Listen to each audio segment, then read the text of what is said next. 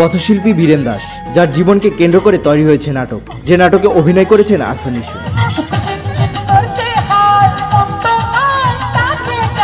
তিনি একই সঙ্গে ছেলে ও মেয়ের কণ্ঠে গান পরিবেশন করতে পারেন, যা তাকে আলাদা পরিচয় এনে দিয়েছে। বুক চিনচিন করছে এই গানটা গেয়েছিলাম, সেখান থেকে মানুষ দেখছে, বিভিন্ন দেশ থেকে থ্যাঙ্কস জানাচ্ছে। একই সঙ্গে ছেলে ও মেয়ের কণ্ঠে গান গাওয়ায় দর্শকদের হৃদয়ে জায়গা করে নিয়েছেন তিনি। ছোটবেলায় বইতে পড়েছিলাম হ্যামিলনের বাঁশিওয়ালা, আর এই গান গাইতে আমি হয়ে গেছি হ্যামিলনের গানওয়ালা হয়ে গেছি। গাজীপুরের এই পথশিল্পী 8 বছর ধরে রাস্তায় গান গেয়ে জীবিকা নির্বাহ করছেন। একজন শিল্পী এক একটা মঞ্চে গান করে 10 থেকে 12টা গান গায়, তাই খবর হয়েছে। আর আমি প্রতিদিন 30, 35, 40টা গান করি।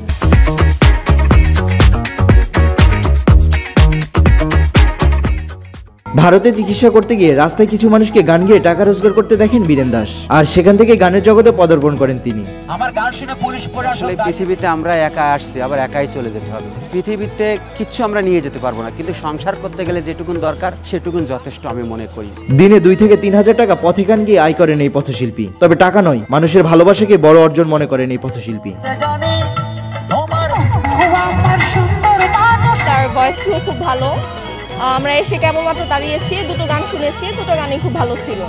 এদিক থেকে যাচ্ছিলাম তো গানের আওয়াজ শুনে আসলাম, আসার পর খুব ভালো লাগলো। উনি খুব সুন্দর গান করে। আজকালকার দুনিয়ায় তো মানুষ পথে পথে ভিক্ষা করে টাকা পয়সা অর্জন করে। ওনার যে প্রতিভাটা, একটা মহিলা কণ্ঠে, তারপরে হচ্ছে আপনার একটা পুরুষ কণ্ঠে গাইতেছে, খুব সুন্দর গান গাইতেছে। সংগ্রাম আর সৃষ্টির গল্প নিয়ে বীরেন দাসের পথ চলা চালিয়ে যাচ্ছেন। Thank you. দেখতে পাচ্ছেন নাজমুস সাকিব, নিউজ 24, ঢাকা।